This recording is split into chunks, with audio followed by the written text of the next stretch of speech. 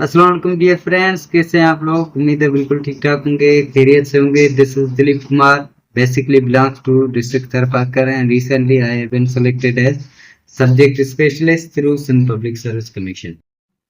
Dear friends, actually जो है वो मेरा interview Sindh public service commission office Karachi में था। और जिस दिन मेरा इंटरव्यू था उस दिन उनके दिए हुए टाइम के मुताबिक मैं पहुंच गया था ऑफिस पे।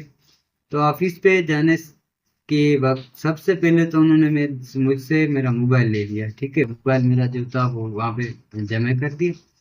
और उसके बाद जो वो मुझे 4 पेजेस दिए। और उन 4 पेजेस पे मुझे टॉपिक दिया था कि achievements of chemistry from 2020 to till now. जो भी अचीवमेंट्स है केमिस्ट्री की वो आप सारी लिखी। 2 पेजेस आपने इंग्लिश में लिखने हैं, एक पेज आपने सिंधी में लिखना और एक जो है वो उर्दू में लिखना है। और साथ में ये भी बताया था कि अगर आपको सपोज करें इंग्लिश नहीं आ रही, सपोज करें इंग्लिश नहीं बल्कि सिंधी नहीं आ रही आपको लिखनी, तो आप उस पर लिख दें कि मुझे सिंधी लिखना नहीं आ रही।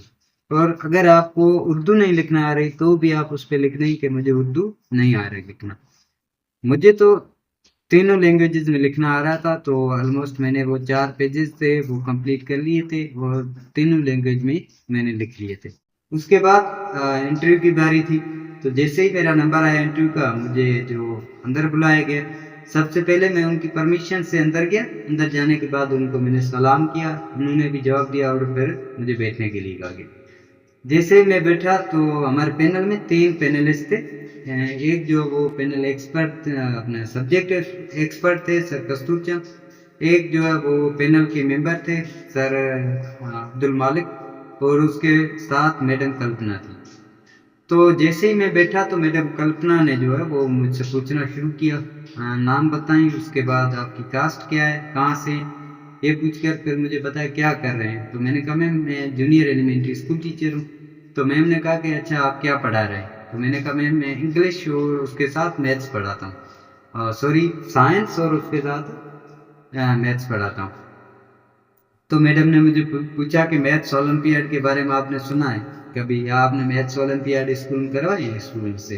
तो उसके बाद मुझसे पूछा कि रेड फोर्ट कहाँ पे है और ये किसने तामीर करवाया, और सिंध के अंदर कितने डैम्स है, और जो मेन 4 डैम है उनके नाम बताएं कहाँ कहाँ पे।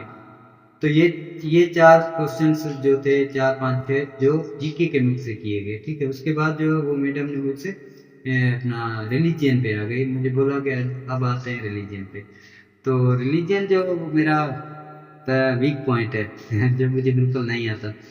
तो रिलीजन में जैसे ही क्वेश्चंस मैम ने किए, जो भी किए थे 3-4 क्वेश्चंस किए थे जो मैंने स्किप कर दिए और सॉरी कर दिया क्योंकि मुझे रिलीजन नहीं आता था।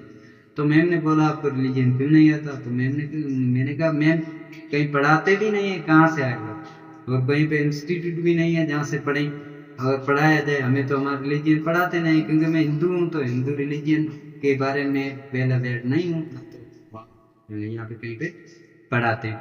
तो फिर मैम ने जानना शुरू किया कि अच्छा आप मतलब खुद टीचर हैं और आपको इंस्टीट्यूट चाहिए पढ़ाने के लिए जो आपको पढ़ाए कि मजहब क्या है ये वो। तो मैम ने अच्छी खासी डांट लगाई। ठीक है, और जो रिलीजन के क्वेश्चंस मुझसे किए थे उनमें एक क्वेश्चन था गायत्री मंत्र। ठीक है, आप गायत्री मंत्र बताएं। मैंने कहा मैम मुझे पूरा गायत्री मंत्र नहीं आता। एक्चुअली गायत्री मंत्र मुझे आधा आ रहा था, मगर उससे पहले ये सीन हुआ था जब मैम ने अपने डैम्स पूछे थे ना। तो डैम्स के दौरान मैंने नाय गज बोला था, तो मैम ने कहा कि नाय गज नहीं होता नई गज होता है। उस पर मुझे डांट लगाई ना, तो फिर मुझे डाउट हुआ गया, मुझे तो ये पूरा तो आता नहीं है अपना गायत्री मंत्र को, मैं इसमें एरर कर दूंगा, मैम फिर डांटेगी। तो मैंने मैम को बोला मैम पूरा पूरा आता, इतना खास नहीं आता। अच्छा, तो फिर मैम ने बोला कि शिव भगवान के जो गले में स्नेक है उसका नाम बता। तो वो भी मुझे नहीं आ रहा था, और ऐसे ही एक दूसरा कोई सवाल था वो भी मैंने स्किप कर दिया। और उस और उसके बाद जो है वो मैडम ने सर कस्तूरचंद से कहा कि सर अब काइंडली आप सवाल करें। तो फिर सब्जेक्ट एक्सपर्ट ने जो केमिस्ट्री के इजी सवाल किए मुझसे। उसमें था कि न्यूक्लियोफिलिक सब्स्टिट्यूशन रिएक्शन क्या है, एलिमिनेशन रिएक्शन क्या है, अच्छा इसमें डबल बॉन्ड ट्रिपल बॉन्ड क्यों बनते हैं, और इसके साथ ये एलिमिनेट क्यों होते हैं, ट्रांजिशन एलिमेंट्स क्या हैं, कौन से ब्लॉक से बिलोंग करते हैं, उसके बाद गिगना रिएजेंट का पूछा था सर ने मुझे, और हाइड्रोजन के आइसोटोप्स पूछे थे, अल्लाह पूछे थे, एलोट्रॉप्स पूछे थे, और इसके साथ जो है वो मुझसे शायद कोई और भी सवाल होगा, पर ये वाले सवाल जो है वो मुझसे शायद कस्तूर चंद ने पूछे थे। और जो सर अब्दुल मालिक थे वो बिजी थे उस टाइम, किसी काम में लगे हुए थे। सर अब्दुल मालिक ने मुझसे कोई सवाल नहीं किया और मुझे कहा कि ठीक है आप जा सकते हैं।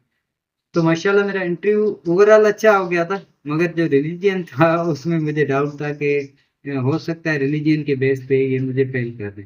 मगर एक ये भी बात थी कि मेरा रिटन का स्कोर जो था वो 65 था। रिटन का स्कोर टॉप का होने की वजह से जो है वो मेरा इंटरव्यू में इन्होंने मुझे स्कोर दिया था 59। तो 59 और 65 मिला के जो है वो मेरा सिलेक्शन हो गया था। तो इंटरव्यू अच्छा रहा था। तो इंटरव्यू के लिए जो चीज़ें मैंने नोट की थी वो आपको मैं बताना चाहूँगा, वो ये है। पहले नंबर पे ये आता है कि आपकी रिटन की मार्क्स अच्छी होनी चाहिए। आप अपने आप को रिटन के लिए प्रिपेयर करें। रिटन का स्कोर आपका टॉप 10 में आ जाए, अगर टॉप 5 में आ जाए फिर तो आप माशाल्लाह ज़बरदस्त हैं। तो रिटन के लिए तैयारी करें, और रिटन का पैटर्न भी इन्होंने चेंज कर दिया है, जीके वगैरह भी बढ़ा दिए, तो जीके वगैरह को अच्छे से पढ़ें आप। और दूसरी बात, जो अभी हमने टेस्ट दिया है ना, इसमें 40% जी 20% जीके थी, 20% इंग्लिश था, और उसके साथ 60% जो था वो सब्जेक्ट था। तो जीके की अहमियत इन्होंने बढ़ा दी है, जीके और इंग्लिश बढ़ा दिया। तो आप मेहरबानी करके जीके और इंग्लिश भी अच्छे नमूने से पढ़ें, इनको पढ़ें तो रिटन का स्कोर आपका अच्छा आ जाए। तो रिटन का स्कोर अच्छा होना चाहिए आपको आपका। उसके बाद आप इंटरव्यू की अच्छे से प्रिपरेशन करें, और ड्रेसिंग, स्पेशली जो ड्रेसिंग है आपकी वो इंटरव्यू के स्टैंडर्ड के हिसाब से हो।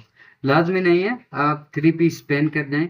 मैंने सलवार कमीज पहना था, और मेरा ये सेकंड इंटरव्यू था। पहले मेरा सब सेकेंडरी स्कूल टीचर का इंटरव्यू था। तो सेकेंडरी स्कूल टीचर के इंटरव्यू में भी मैं सलवार कमीज पहन कर गया था, और एक कोड ऑफ कंडक्ट होता है, इंटरव्यू का स्टैंडर्ड होता है, उस इंटरव्यू के स्टैंडर्ड के हिसाब से मैं ड्रेसिंग करके गया था।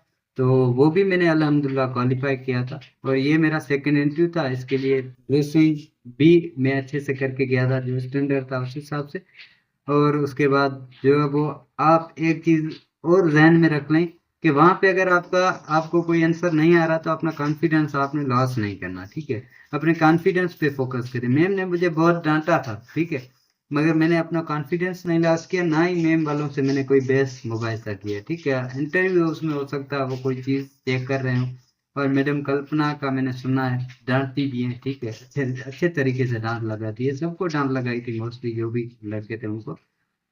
तो ये सारी चीज़ें हैं। अपने अपने इंटरव्यू के टाइम आपने किसी और चीज़ पे फोकस नहीं करना, क्या रूम में चल रहा है क्या नहीं चल रहा, कौन से सवाल आपको आ रहे हैं कौन से नहीं आ रहे। अगर नहीं आ रहे आप इग्नोर करें उनको, ठीक है, सॉरी कहते हैं, जस्ट बहस ना करें और आगे चलें, और उनको माइंड से निकाल दें, अपना कॉन्फिडेंस को लॉस ना करें। और अगर ये सारी चीज़ें आप करेंगे तो फिर इंशाल्लाह आप भी सिलेक्ट हो जाएंगे। थैंक यू, अल्लाह हाफ़िज़।